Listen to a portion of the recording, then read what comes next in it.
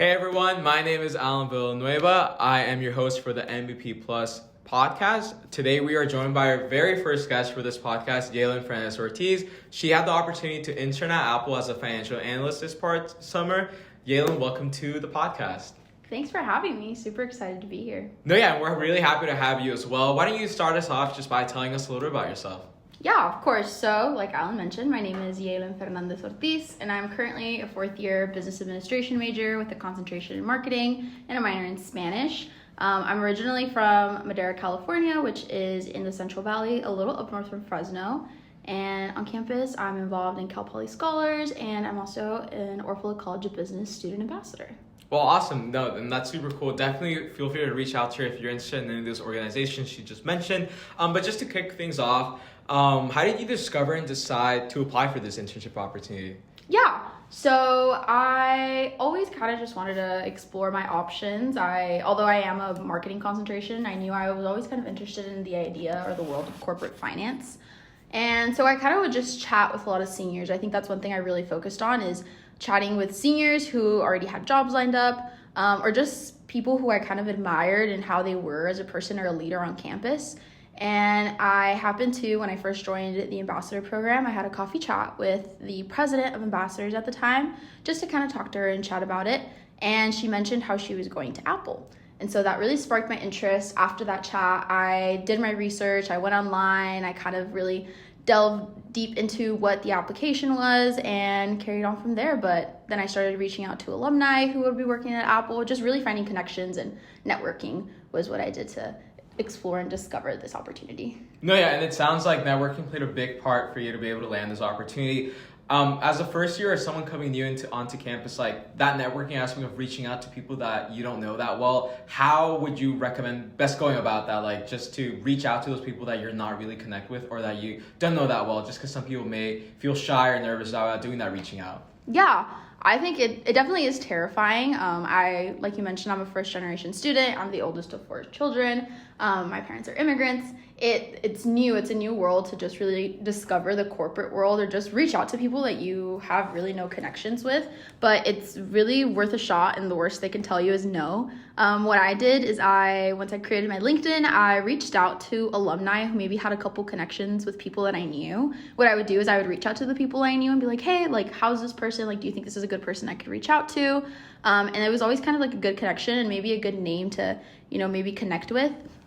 And so I would reach out, maybe leave a message and just say like, hey, my name is Yeilen, kind of give them like my background and say that I would love to chat with them about their time at Apple. And, if I could set up maybe like a 10-15 minute meeting. And most of the times I would get a yes and a response. And it was always a great way to connect. And just the Cal Poly network or the alumni network is incredible. And I think that's one thing we don't really touch much as students, but I think that's something we really should take advantage of. So really not being afraid to reach out. Like I said, the worst they can say is no, and then you kind of carry on and ask the next person. Yeah, and I really liked how you highlighted like our alumni network. And I know a lot of students have that fear factor, like, if I reach out to an alumni, they're really too busy to respond. But I think, like you said, stepping outside your comfort zone and really going for it, that really helps open up a lot of doors and opportunities for you all. And just a little bit more curious about, like, once you did apply and submit the application, like, what did you do leading up to your interview? Like, how did you best prepare? Like, what do you recommend the student does to prepare for, like, any type of internship interview? I think it's really important first to see if the company and the job is the right fit for you. And so what I did is I did my research, I did my due diligence, and I learned everything Apple, from their mission statement to their values to new products to whatever new software they were about to launch, their hiring practices, anything that really had to do with Apple and its culture. I researched everything I could. I watched interviews of the CFO, the CEO, just to really kind of immerse myself in that world and see if this was what I wanted to do. And obviously, as I did my research, I fell in love with the company and the culture and what it stood for. And so I just kind of made a doc and I gathered, the basic behavioral questions that they could ask and really like prepped for those. I went to our career readiness center and I talked to career peer advisors, which are a huge resource that I really recommend. They helped me tailor my resume, tailor my cover letter, because I had never written one of those before, and really just kind of give me the rundown of like a behavioral interview. And I think that really helped me. But kind of to sum it up, doing my research on Apple and like being knowledgeable about everything and really prepping my questions with the help of like the career peer advisors. No, yeah, and like I think that's a good thing that you mentioned the career peer advice. It's a great resource we have on campus. Like I said, if you need help anything with like professional help, this could be resumes, cover letters, or doing mock interviews, they are the people that can help you out with. But I like how you mentioned like doing your research from the very beginning and really getting to know the role and seeing if you're the best fit for the role, because that really motivates you to continue doing that research and learning more about the company. So now we'll go a little bit up ahead, and okay, so this is after you received your offer for the internship. So this is a couple weeks leading up into the internship. So what did you best prepare for your internship, like for your first day? Like what did you do leading up to that first day to best prepare for that?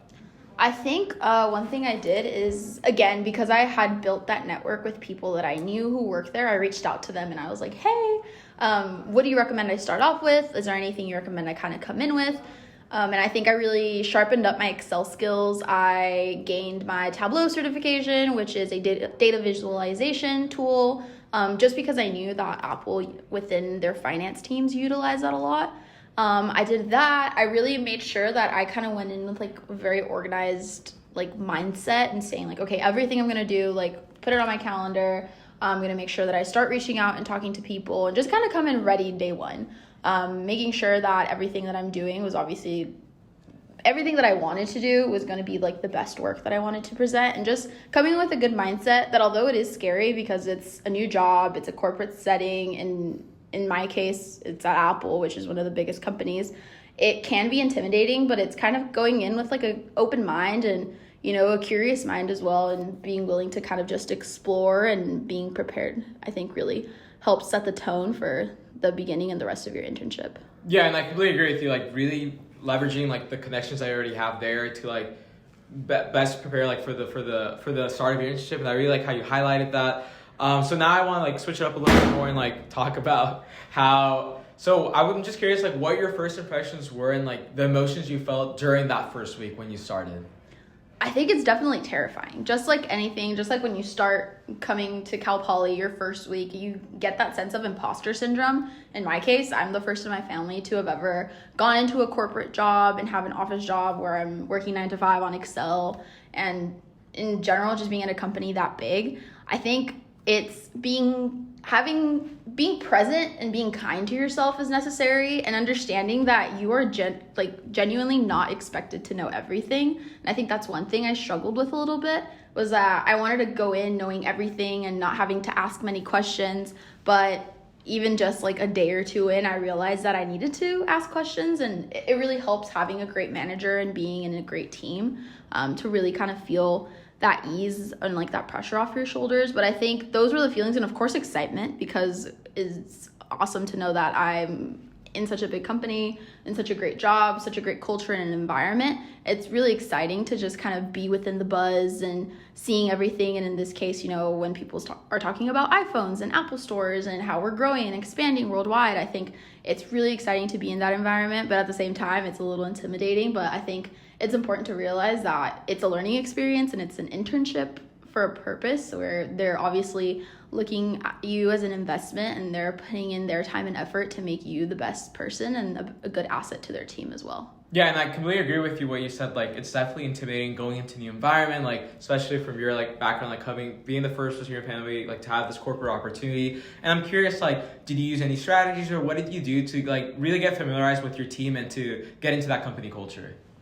I think it really helps being open and just really talking to people. I was very much somebody where I happened to sit at my desk, I would see everybody walk in. So I would always say good morning and kind of spark some conversation wherever I could. If I were to go grab coffee and I noticed somebody was sitting close to my team, I'd reach out and just kind of talk to them. It also really helped that the company culture is very welcoming. So everyone would introduce themselves to me or would really kind of extend themselves as a resource. And so one thing I really focused on is the moment I kind of had a conversation with somebody, ask like, hey, could I put time on your calendar? I would love to chat and maybe talk about your experience here at Apple. And 10 out of 10 times it was always a yes.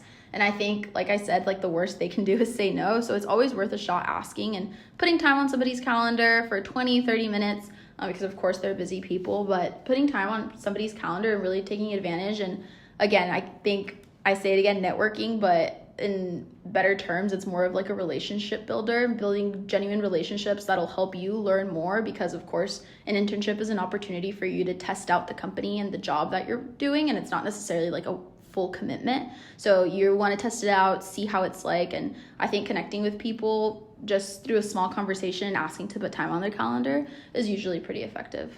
Yeah, and I like how you brought up the point of networking, because that kind of leads into like the next thing I did want to talk about with you.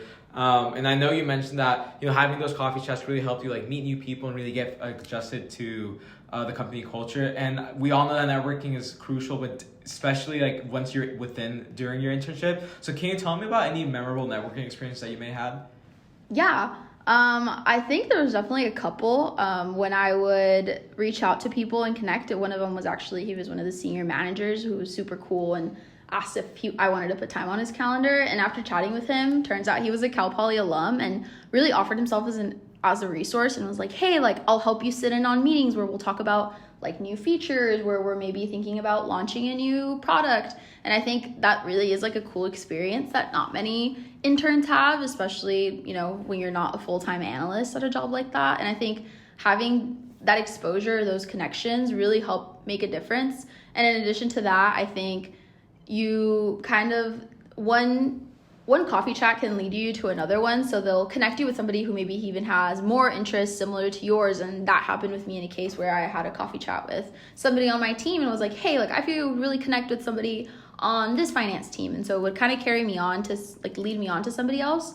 And I think that was always kind of awesome. I think everyone was great to chat with and talk with. And I think everyone had really valuable knowledge to share. But I think it's cool when senior managers and directors give you the time of day and kind of circle back with you and really show that they care about your career growth and development while on the job. No, I'm really happy to hear that you had good experiences. And again, it goes to show to not being afraid to reach out and to really push to have those conversations. Because like Yeilen said, those connections build on to new connections. So definitely keep that in mind with like, when you do get the opportunity to do an internship, like make sure you network within it and to reach out and to continue building that connection web that you have.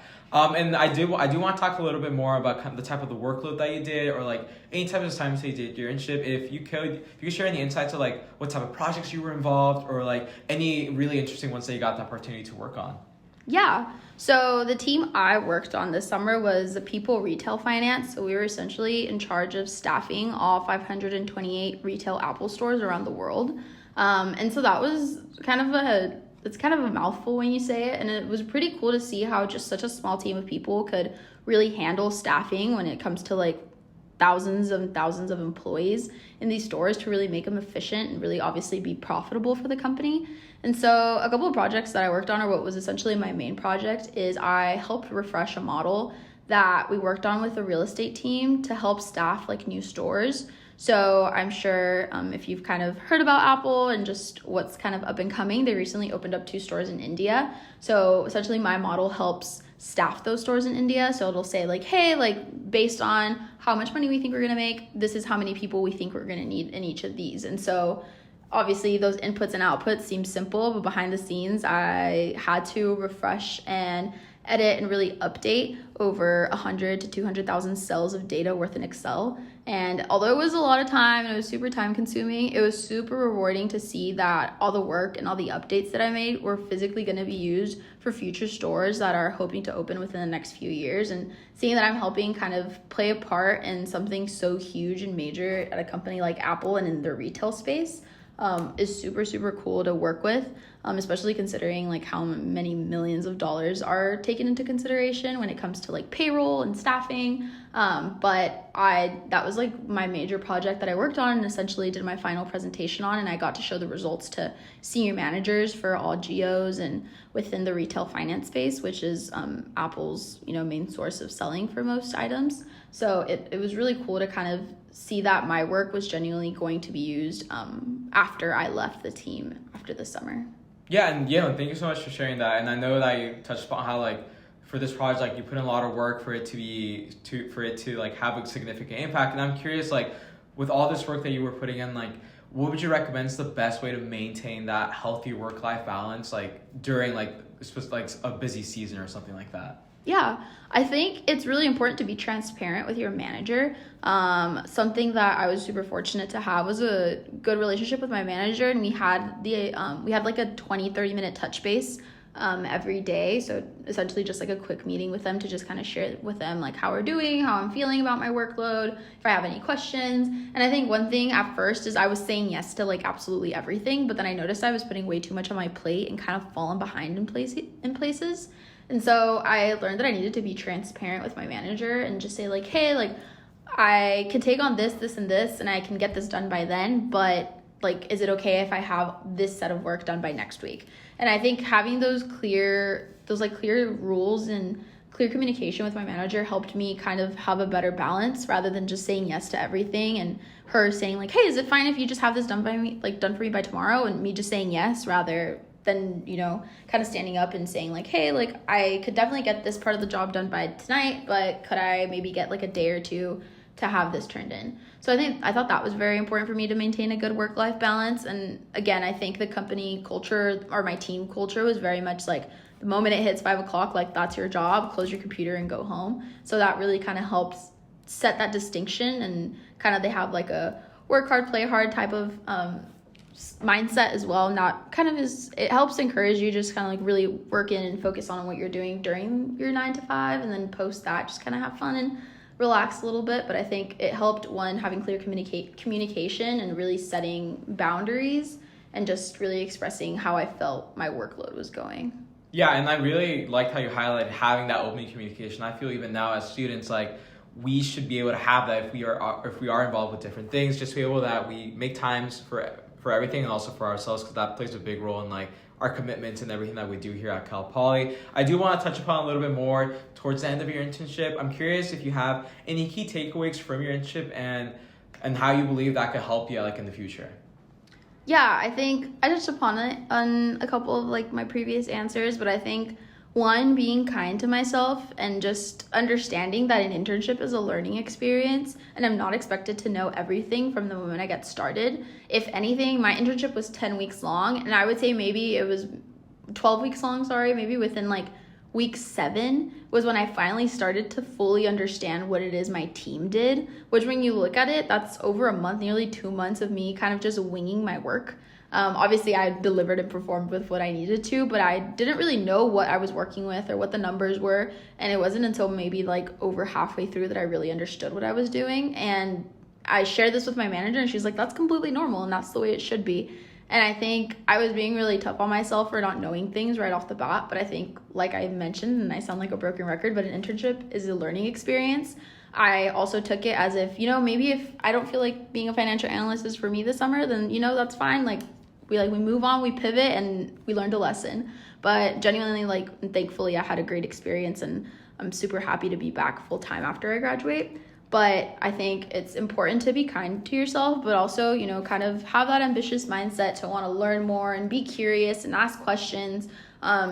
If you don't ask questions in a big meeting, in a big room full of people, that's totally okay. As long as you ask questions to your manager or people on your team, that makes a huge difference. And going in, like I mentioned, with a good mindset makes a world of a difference. And coming eager to work every day and coming in early and maybe just kind of staying there until your manager leaves, or meeting with directors and wanting to talk to new people on the team and setting up coffee chats really helps you learn more about the company and, of course, learn more about yourself and what work style works best for you. But I think because of this internship, I learned a lot about myself, about my work style, about how I communicate with others, and especially in a professional setting. No, Yeilen, thank you so much for sharing that. And I'm happy that you had a really good experience. A little bit more of a lighthearted question. I just was curious, what's a memorable story or highlight from your internship that kind of encapsulates your experience there? I think a super memorable experience that we had is our finance cohort is pretty small, so there's only about 30 interns that they gather worldwide.